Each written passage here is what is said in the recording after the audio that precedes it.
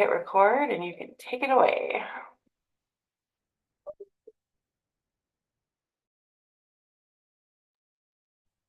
All right. Hi, everyone. Can you hear me okay? All right. So thank you for joining me today for this Web Wednesday. Also, thank you to the North Dakota Brain Injury Network for having me. I'm very excited to see Carly again and everyone here. So the title of my scholarly project was Brain Injury and Survivors of Intimate Partner Violence and the Importance of Identifying Brain Injury Symptoms and the Impact They Have on Those Daily Occupations. And this is the scholarly project that I completed while working with NDBIN. And today we'll be talking about this project and about brain injury and occupational therapy in general, specifically with survivors of IPV. And my advisor for this project and co-author was Dr. Sklinda Jansen at University of North Dakota. Okay, so before we get started, just a little bit about me. So as you already know, my name is Alexis Walther, although I prefer Lexi, so you can always call me Lexi. And I'm originally from Bismarck, North Dakota, and that's where I was born and raised. And then I went to the University of North Dakota for my Bachelor's of Science in Rehabilitation and Human Services. And then I also went back to school to complete my occupational therapy doctorate, which I just graduated in May of 2025. So during my last semester of the OT program, I had the opportunity to complete my doctoral experiential placement, or DEC, with the North Dakota Brain Injury Network, like Carly said. And now that I'm graduated, I actually just moved to the Minneapolis area and I'm working on studying for my boards. I also do want to mention that if you have any questions, to please just put them in the chat, or at the end, there'll be lots of time for questions too. So what is a DEC? I know this may be unfamiliar for those who are not in the OT program, and the doctoral experiential placement is a site placement where a student is both able to learn and experience more in a certain area of practice, and it's also where we complete our scholarly project. And scholarly projects can look different for each and every OT student, depending on what kind of scholarly project that you want to do. For example, I picked program development, while others could pick something like education, advocacy, or advanced clinical skills.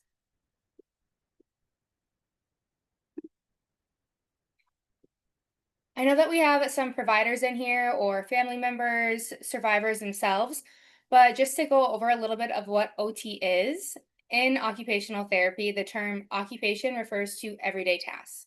So this could be anything from brushing your teeth to caregiving to accessing public transportation and much, much more. So as a result, occupational therapy means helping to provide and improve overall well-being by assisting clients participate in the tasks they want and need to do each day. In other words, an occupation is anything and everything that you want to do each and every day. Here are some examples of occupations on the left side of the screen. So activities of daily living are things like brushing your teeth, combing your hair, being able to go to the bathroom and toilet, or groom and shower. We also have things like instrumental activities of daily living, and this includes things like your health management, your ability to make meals in your home. You also have things like education, work, social participation, play, and leisure. And these are all areas as an occupational therapist that we'd help clients achieve and do during their day. And then on the right side of the screen, I have interventions. And this is just to give a little bit more of an insight into what occupational therapists do once we understand what occupations a person may have barriers to.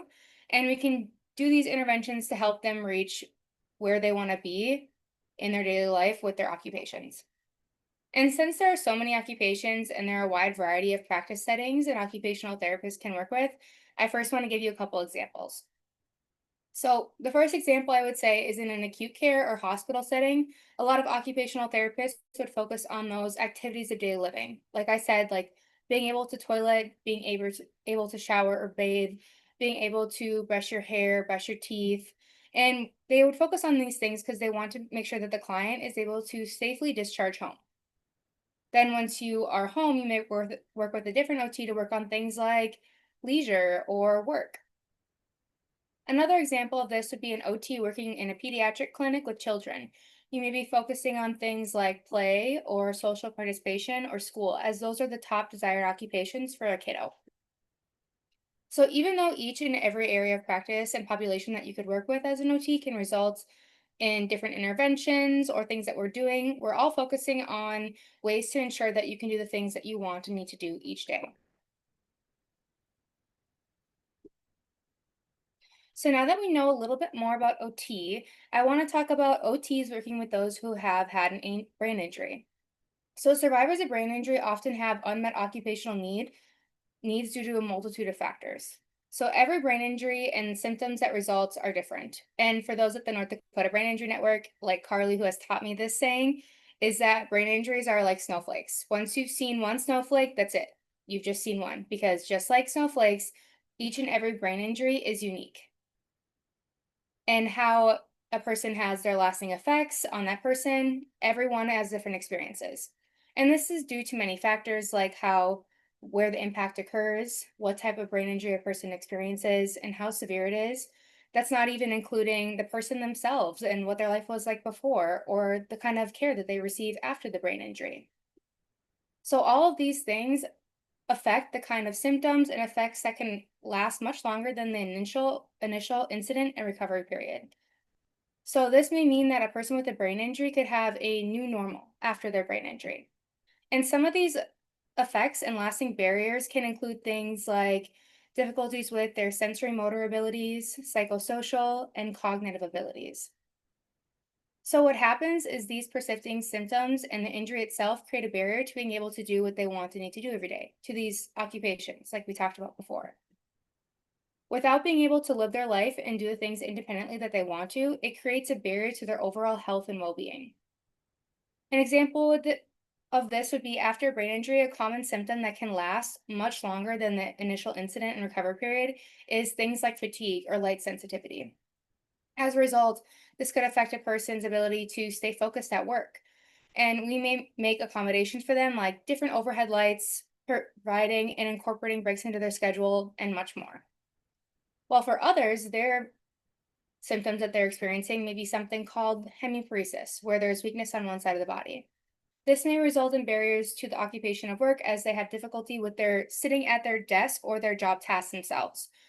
As an OT, we may work on strength, or we may help them make accommodations or modifications to their workplace to make sure that it fits their specific needs. This is why an OT can be beneficial, as it looks at the whole person and their symptoms, their environment, and their desired occupations to ensure that they can be independent as fulfilled in their everyday lives. And then I also included on the bottom in the bullets are some main occupations that were found to have barriers to them for brain injury survivors specifically. So things like health management, as with a brain injury, they're maybe dealing with new medications, new health conditions, all those things affect their ability to manage their health. As brain injury can often affect how a person thinks, feels, and acts, their social participation may be impacted as well. Also, work and education, as we kind of just talked about, some of these persisting symptoms that they're experiencing, like fatigue and barriers to the ability to socialize and to stay organized, these can all affect work and education as well.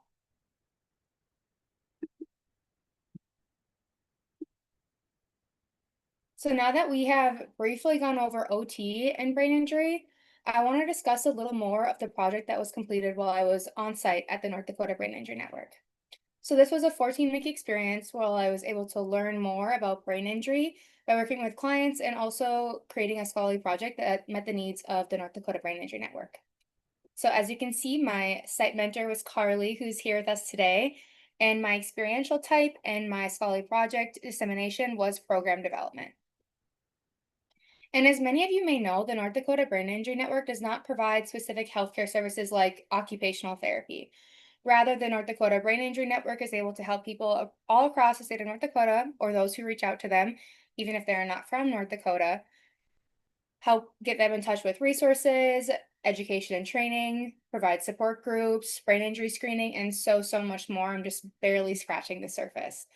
And this is what made this experience quite unique for me, as most DEC sites for OT students are somewhere where an occupational therapist is already working, like a hospital, a clinic, school systems, and more. This is what made it such a great opportunity, as I was able to bring the perspective of occupational therapy to the project that I was developing, but also learn things outside of my traditional role as an OT.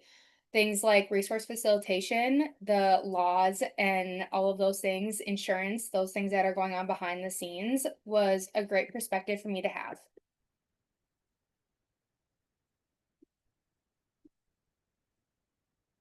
So just to give a little bit of my day-to-day experience during my deck site, it was a full-time experience, so 40 hours a week. And 80% of the time was doing those deck activities on site. This included learning more about brain injury through direct and non-direct services, like brain injury screening with clients, meeting with clients, attending or leading support groups, community outreach, creating resources, and so much more. Then the other 20% of my time was working on my scholarly project. So basically, 4 days a week I was at the deck, and 1 day a week I was working on my scholarly project. And this was a really nice experience to have, as those 4 days a week when I was doing on-site activities, I could learn more about the population and see in real time how I was creating my scholarly project would affect these people in their day-to-day lives. So just to give an overview on the theoretical foundations, although it's not as exciting, it was important as it helped me make sure that my project and the things that I was doing each and every day related back to occupational therapy. So these three main models were used throughout the development and implementation of the Scholarly project to ensure that, like I said, an occupational therapy-based perspective was being used, and ethical care that considered how trauma may affect the person and have impacted the specific population were being taken into consideration. So the first model that was used and the main model was Dunn's ecological model of human performance. And this model was chosen because it looks at how to increase a person's performance range, so what they can do each and every day, through exploration of the model's main constructs of person, task, and context. And this can be seen in a picture provided that was adapted from Dunn in 2017. So if you can see my cursor here, the blue represents the person.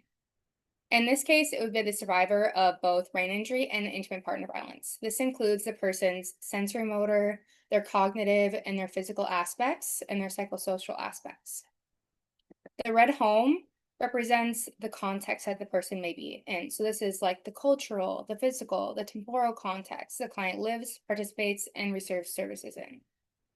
The green circles and tasks, these are the things that the person wants and needs to do each day. So it equates to an occupation. This could include anything from brushing their teeth to being a caregiver. And these three constructs interact and affect performance range, which is this yellow line right here. So the wider the performance range includes the more tasks that a person is able to do each day. As a person's needs are being met, this range will get wider, like I said. So more tasks will be available for them in their performance range as there's kind of this harmony between those three things. So in relating this back to my scholarly project, looking at all three of these constructs helps the provider to get a holistic understanding of the client's current needs in order to adequately connect them with the resources and services that are needed. Some supporting theories that were used was Taylor's intentional relationship model, or the IRM. This model was integrated into the product to improve therapeutic communication, cultural competence, and rapport building. This model also helped the provider address potential interpersonal events due to the traumatic nature of both IPV and brain injury. The next was trauma-informed care, and this was a systems delivery approach that was used as supporting theory. It was implemented to ensure that the provider can understand trauma, support the client through their trauma, respond to trauma, and prevent further trauma from occurring in the workplace. And it's also an evidence-based way to address IPV. So each of these theories were used and integrated into all 5 stages of product development as well. And these 5 stages or the methodology are as included on the screen. And I wanted to give a brief overview of them because it kind of takes a look at the processes that were used and how it resulted in the product that we have.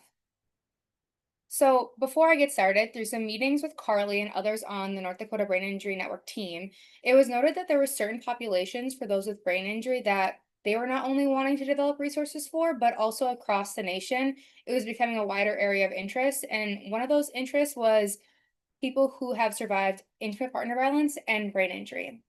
So noting that before I got started, I was able to first do a literature review. And this was used to determine gaps in the literature and services related to both brain injury and intimate partner violence. This was done prior to getting on site at NDBIN this spring. Next, once I was on site, I did a follow-up needs assessment. And this was at the North Dakota Brain Injury Network when I was doing that 80% of my time on-site things. And this was done to determine what needs the site placement identified and understand more about the population and the people that I was seeing each and every day. The third step was a literary comparison of on-site needs.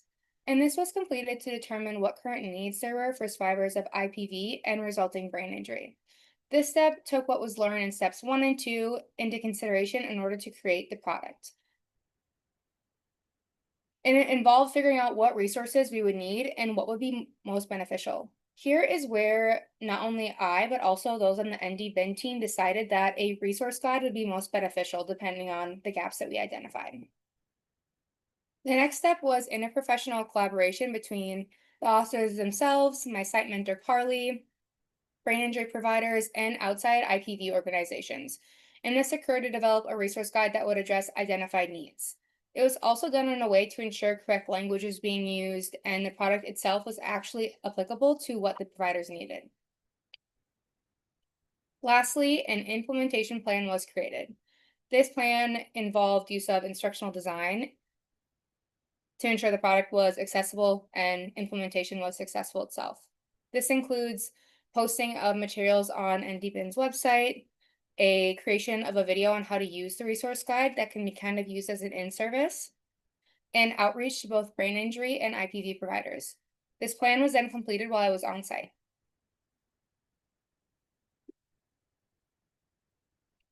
So before we get into the product itself, I want to talk about what was found in the evidence during step 1, or the literature review. What was found is that there is a gap in services and resources due to many factors. First, there's a high prevalence of IPV and brain injury. Many people are experiencing IPV, and then due to trauma that often occurs at the head and neck, a brain injury is a significant risk for this specific population. In 2016, Valeria and Koichi found in a retrospective study that out of 20 women who experienced IPV, all reported to have at least one incidence of brain injury, while 75% of these women had multiple incidences of brain injury. Similarly, in 2024, Rama all showed us that at least half of IPV or domestic violence related cases result in a traumatic brain injury. Additionally, there is an underreported nature to this specific injury. This has to do with many things. Based on personal communication with brain injury providers and IPV providers, many survivors may not understand that what they went through could have resulted in a brain injury. And these brain injury symptoms, they can be persistent, like we said, long after the initial incident and recovery period, so they do not know that what they're experiencing was caused by a brain injury. These persisting symptoms may also go untreated because of societal bias and stigma surrounding the nature of IPV and brain injury. A qualitative study by Dijkstra et al. In 2020 determined that survivors of IPV may have feelings of shame, stigma, and embarrassment due to how they may feel they are perceived by others. This was a barrier to their ability to tell a provider or a healthcare worker what they have been through. Overall, the persisting symptoms and lack of getting treatment leads to barriers of performance. Specifically, the occupations or tasks that we talked about earlier of health management, work, education, and social participation were shown to have significant barriers. What I found interesting during this literature-based evidence was not only are there large amounts of unmet needs due to the various factors that we discussed, but many providers are also not ready to provide care for this specific population. For the provider, evidence demonstrated that there were few resources and evaluative tools that looked at both IPV and brain injury. For example, there was a lack of education and awareness on the topic itself, which results in poor readiness. Although it is a growing area of interest, and I would say that since many of the information and studies that were used to find evidence on this topic were done in 2024, I would say that we have come a long way, and I know a lot of providers are growing their interest in this topic. Everyone's talking about it, and it's getting a lot more kind of recognition, but still, based on evidence found in the literature and what was found on site, there still is a gap. So I first wanted to give some background on IPV itself and brain injury. For those that don't know, intimate partner violence, or IPV, is a behavior from an intimate partner that results in physical, sexual, or psychosocial harm. Those that have experienced IPV often prefer to be called survivors rather than victims, so because it's more empowering language, which is why for the rest of the duration of this, I'll be calling them survivors of IPV. So, survivors of intimate partner violence are an increased risk of brain injury, like we said, due to that violence and trauma that can occur at their head and neck. And according to the World Health Organization, in 2023, around 1 in 3 women have experienced IPV. And you can see a visual of this on the right side of the screen in Figure 1. I felt that this visual is important as it demonstrates just how many people can be affected by IPV. Now, from the World Health Organization, they say 1 in 3, while other resources from Piboli et al. In 2024 estimates that around 41% experience IPV in their lifetime. This is not only occurring at a global level, but also right here within our own communities. In North Dakota alone, there were 6,131 new survivors of IPV in 2023 alone, according to Cause North Dakota. And Chu et al. Found that the numbers are only rising. This is significant because of these risks these survivors are at for brain injury specifically. This is already underreported and an often overlooked issue, which results in survivors experiencing those unmet occupational needs that we talked about. And with providers reporting low rates of readiness already to give care for this specific population, this shows that this gap in literature is a cause for concern.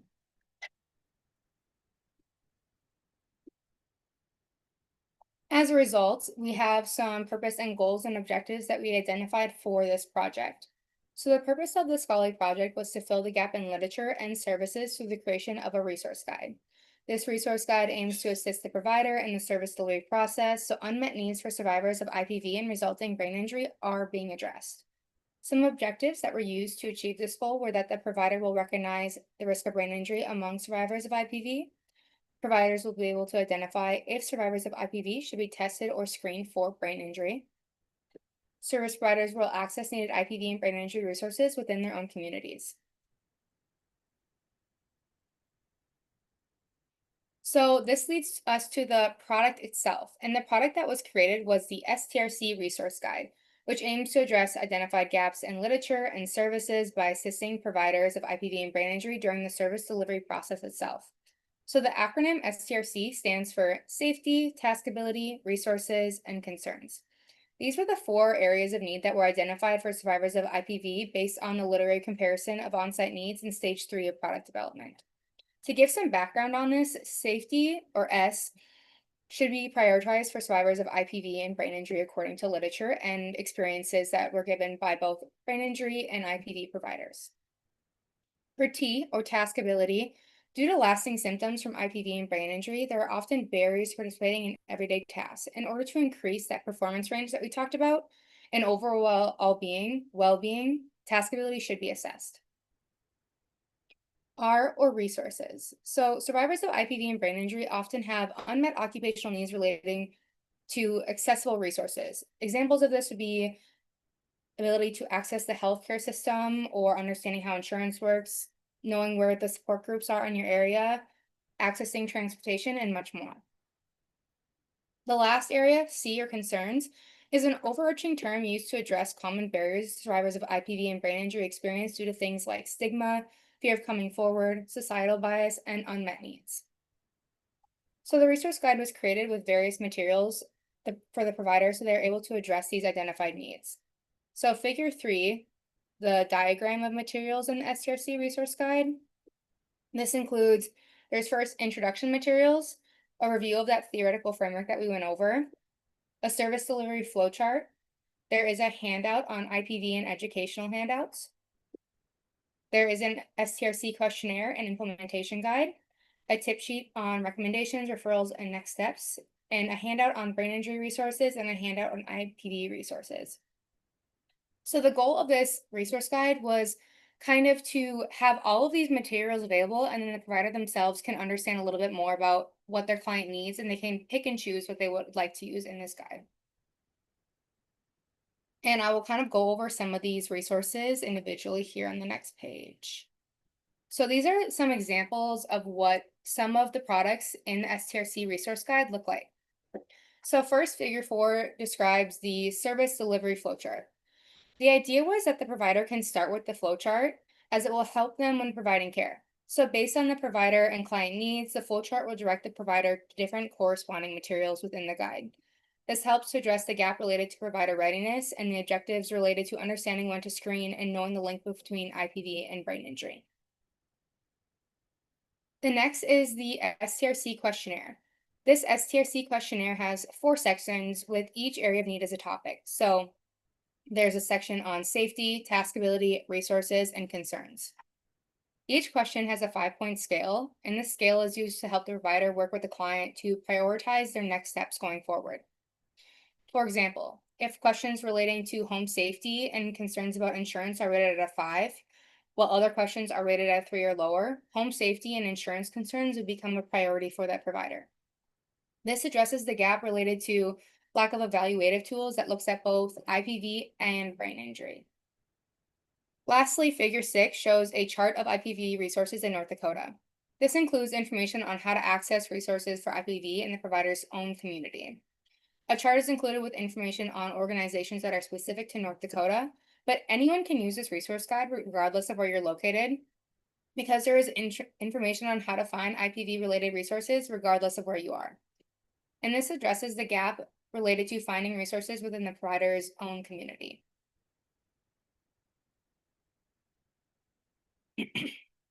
So looking at how this is applicable to practice, the use and implementation of the guide will improve overall service delivery by aiding and guiding IPV and brain injury providers. It will overall improve readiness to provide care. And this is done by using that flow chart, using the resources within there to understand the link between IPV and brain injury, and being prepared to help your client with the needs that they have. It will also increase education, awareness, and understanding on the topic of IPV and brain injury. And this is done by looking at those tip sheets, looking at what available resources are in your area, and more. It will also encourage interprofessional collaboration between IPV and brain injury providers.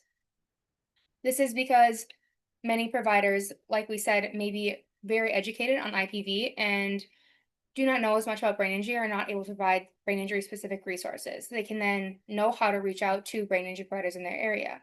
Oppositely, there are brain injury providers that may not be as specialized as in areas of IPV.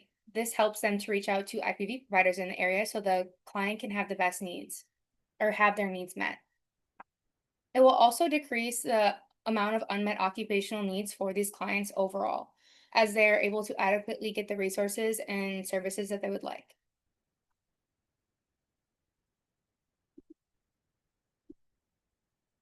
So some limitations that were found for this project is accessibility related to PDF documents. This product was created on Canva, which is allowed through the Canva guidelines, but it's best downloaded as a PDF. Although a PDF version is beneficial for things like distribution and printing, it creates barriers to accessibility standards, and this was addressed by having a Word document with all the written materials available as well. So the product itself has a 9th grade reading level, and this is accessible for service providers, but a limitation could arise if providers want to hand out included educational materials to clients and they do not have a 9th grade reading level. For example, if the client printed out if the provider printed out just the educational materials on what IPV is or what brain injury is, and they have a difficulty reading this level. The product itself is a long document, is the last limitation. It's 47 pages long, and the in-service video that is used is 40 minutes. This could be a limitation if providers do not have the adequate time to go through all of these materials. So some changes and recommendations that I would have going forward is development of programming to increase providers' readiness within specific organizations and agencies. Although this is meant to bridge the gap, this is just, I would say, the first step for these providers and programs essentially itself. I would say also providers having both IPV and brain injury resources available within their organizations.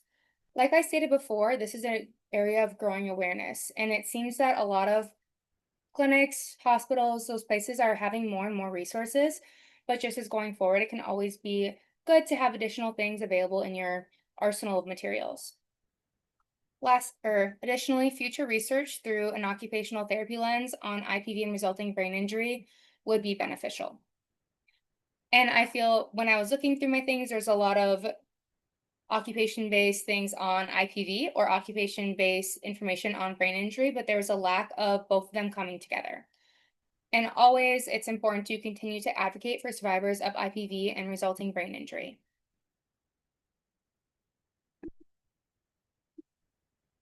So, in conclusion, IPV and brain injury is a persisting and prevalent problem in society today, and providers report low readiness to provide care for this population.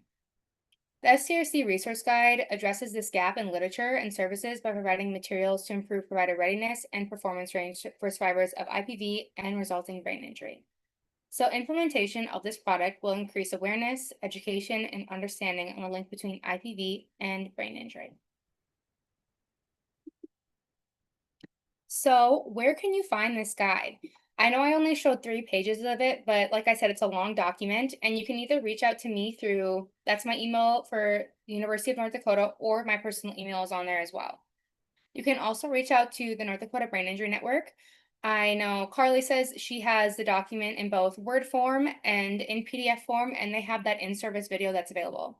I'm also available to do an in-service video on how to use a document or just to talk providers through maybe examples on how to use the flowchart or anything like that. And additionally, the whole scholarly project will also be posted on UND Scholarly Commons underneath the occupational therapy capstones.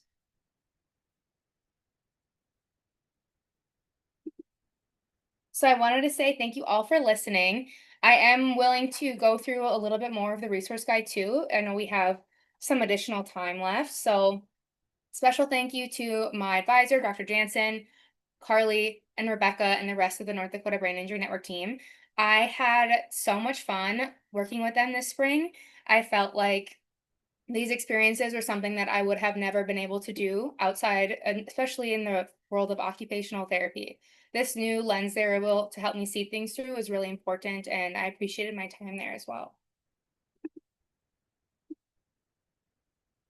So, does anyone have any questions, any comments, any feedback? Everything's welcome and encouraged.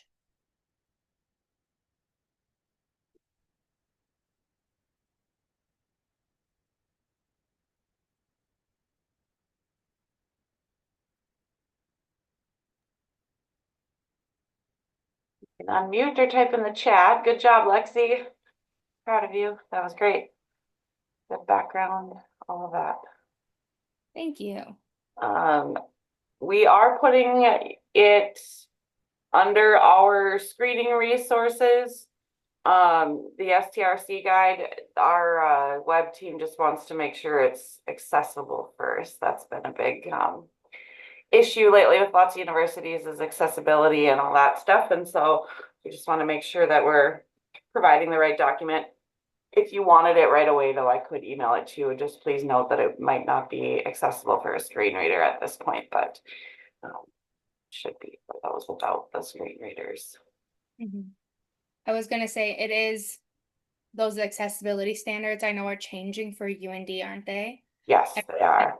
Available Yes. for a document, yes. So that was one thing that we had talked about, which was why I talked about it in the limitations, just because when I was talking to sites and brain injury and IPV providers, they wanted that printout available so they could write on it. But then oppositely, Word documents was needed for university standards. So that was definitely a barrier that we encountered when doing this project. Sure. Yes. Yes.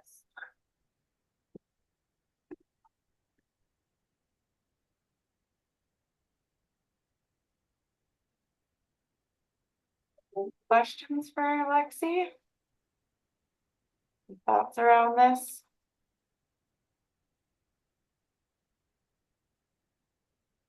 Very quiet. Oh, Rita, if you're talking, then you're muted. Oh, there we go. Yes. Hi. I would just like to say, as a fellow occupational therapist, job well done. I'm very impressed. I'm proud of you. Thank you. Yeah, I had so much fun learning. Well, I wouldn't say it's fun to learn about intra-partner violence and brain injury, but I enjoyed my experience and all the amazing people that I got to meet along the way. It was really cool, like I said, just to have not only to bring an occupational therapy perspective into this, but also receive other perspectives as well. even though it was created through an occupational therapy lens, this product is ultimately for any provider out there. And I feel that this experience at NDBIN allowed me to kind of have those different perspectives, which I really enjoyed. Wonderful. Thank you.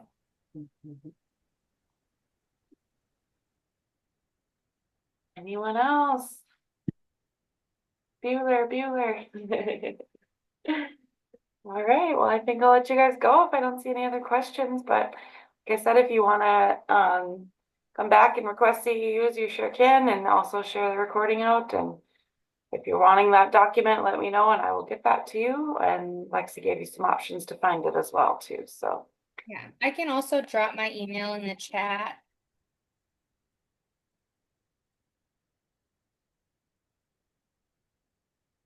And Oh. like I said this, or I don't know if I said this, but this is a like working document. I know I have access to the original one, and so does Carly and Rebecca. So if you guys have feedback or things that you think should be changed or things that you would think would be a good addition to this, please let us know, because everything is always better as it keeps getting improved and making sure that it's accessible for everyone. All right, thanks, Lexi. I appreciate it. Keep us posted. Let me know how the boards go. Thanks. You'll do great. You'll do great. Hey, happy Wednesday, everybody. We'll see you next time. Thank you. Bye.